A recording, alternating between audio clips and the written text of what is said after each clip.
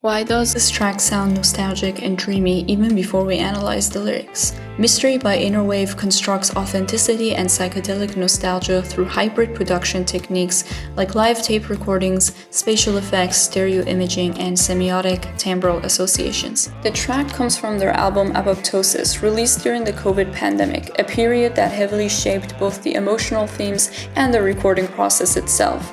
Before this album, the band had been moving towards a more electronic and heavily produced sound. However, as guitarist Elijah Trujillo recalls, after the pandemic, the way they naturally jammed together shifted towards a more organic and band-oriented sound. The album title itself, Apoptosis, refers to programmed cell death, fittingly reflecting recurring themes of rebirth, longing, fear, isolation, and human connection. But what exactly is the mystery behind mystery?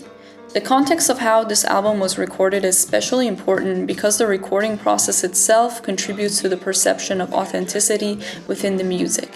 The album was recorded onto analog tape and then transferred into DAW for overdubbing and mixing. This hybrid analog-digital workflow is commonly used to preserve the nostalgic character associated with tape saturation while still benefiting from modern editing and production flexibility.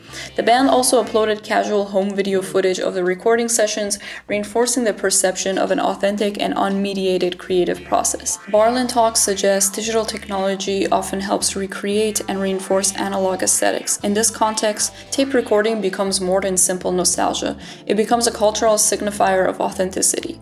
Guitarist and lead singer Pablo Sotelo recalls recording half the album live with the band, while the remaining material was recorded alone during quarantine when he had COVID. This connects closely to Moore's concept of first-person authenticity, where sincerity is communicated through the recording process itself. Recording live to tape, avoiding click tracks, and preserving imperfections all contribute to the perception of emotional honesty. Pablo specifically recalls imagining live performance while recording, despite being isolated during quarantine. This also feeds into second-person authenticity, where the audience is validated through shared emotional experience. During the tour of this album, the band even allowed fans to vote on portions of the setlist, reinforcing that intimate relationships between performer and listener. At the same time, the album strongly reflects third-person authenticity through recognizable psychedelic indie conventions, including tape warmth, live room tracking, vintage synthesizers, and expansive spatial effects.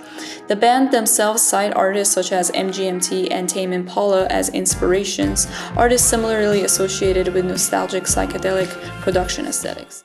While the arrangement establishes the structure of the song, the mix itself shapes how those sections are emotionally perceived. As Moylan suggests, the mix acts as a vehicle for the music and its narrative. The arrangement and the mix are fundamentally interconnected. The song begins with an 8-bar intro where the rhythm section establishes the groove using drums, bass, guitar, and keys.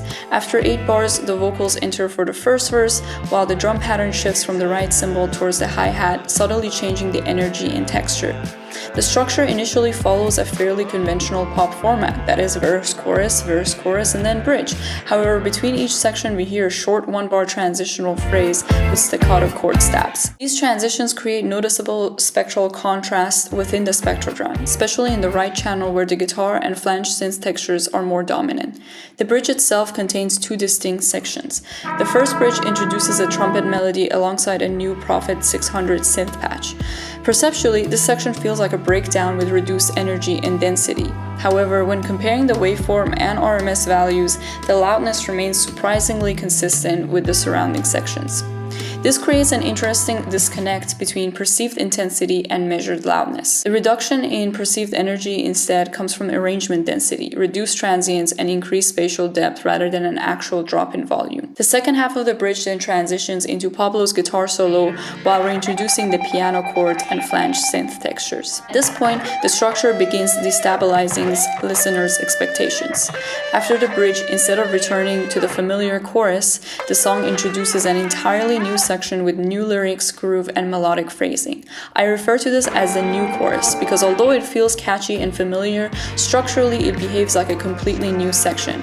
This unpredictability reflects one of the song's recurring emotional themes: instability and uncertainty. That instability does not only appear structurally, but the stereo field reinforces it spatially. Comparing the Gibson diagrams of the chorus and the bridge reveals major differences in spatial organization, instrumental density, and depth placement. In the bridge, the trumpet feels significantly more distant due to heavy reverb and reduced transient clarity, while the lead guitar remains more upfront through a stronger direct signal. The lead guitar also introduces one of the most spatially interesting moments in the track. Using tremolo synced with stereo panning, the guitar rapidly shifts between the left and the right channels, creating a strong sensation of movement and instability.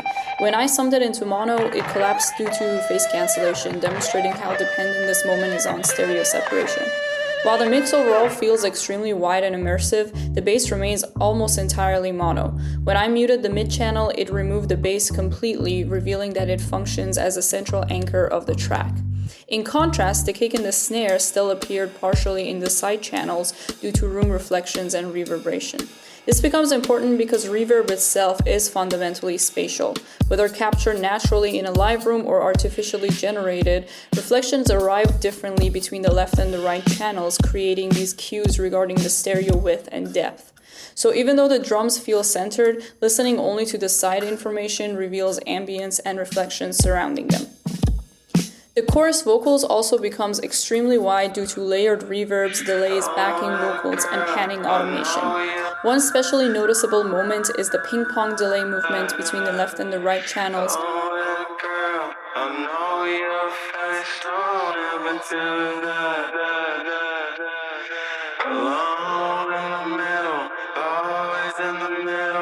Creating this additional motion and unpredictability inside the stereo image, and showing how these dynamic mix decisions affect the composition as well. The vocal processing strongly reflects conventions commonly associated with psychedelic, indie, and dream pop production. To compare this directly, I analyzed the vocals from Electric Feel by MGMT. It's rocking like electric eel, baby girl, alongside Mystery.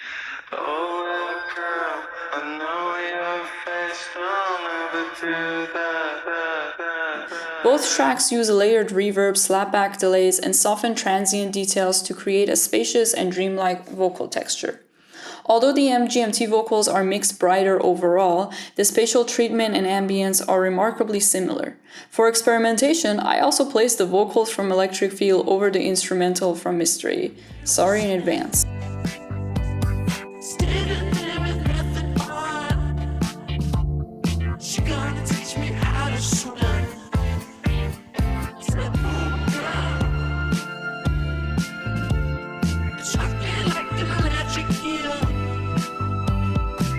Surprisingly though, the vocals integrate naturally into the mix, at least mix-wise again, demonstrating how strongly these shared production aesthetics define the genre itself. I then attempted to recreate the vocal chain myself.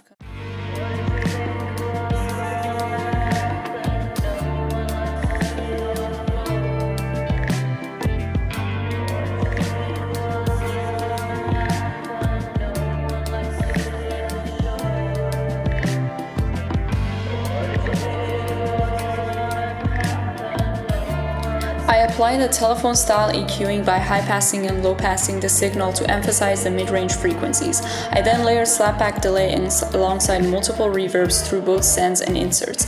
This recreation process revealed how much the nostalgic and dreamy quality of the vocals comes not only from the performance itself, but from layered ambience and spatial depth. The vocals are intentionally pushed further back into the mix rather than remaining aggressively upfront like mainstream pop vocals. Instead, they become enveloped by surrounding instrumentation, creating a swimming and washy texture. This directly connects to Philip Tagg's concept of genre synecdoche, where timbre evokes broader cultural associations beyond the track itself.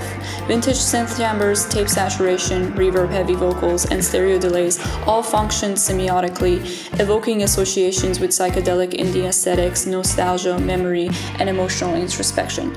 These effects also reinforce the lyrical themes of fear and instability. In the final section of the song, specific words have automated high-pass delay throws with extended feedback, causing echoes to trail and swirl around the stereo field. Showing you just that top end of the voice because this is where you can hear those echoes more clearly.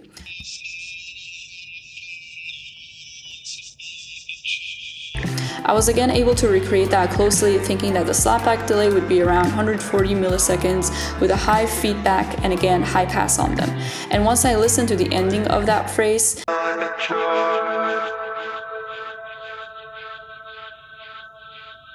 it sounds like the delay is on freeze mode or it's just very long feedback with quarter note sidechain pulse. This creates a sensation of drifting time and unstable space. As a result, the track does not simply describe nostalgia emotionally, it constructs nostalgia sonically through timbre, ambience, stereo movement, and spatial depth. Ultimately, the recording captures a very specific moment of isolation, longing, and imagined togetherness during the COVID pandemic, transforming production techniques into emotional storytelling devices.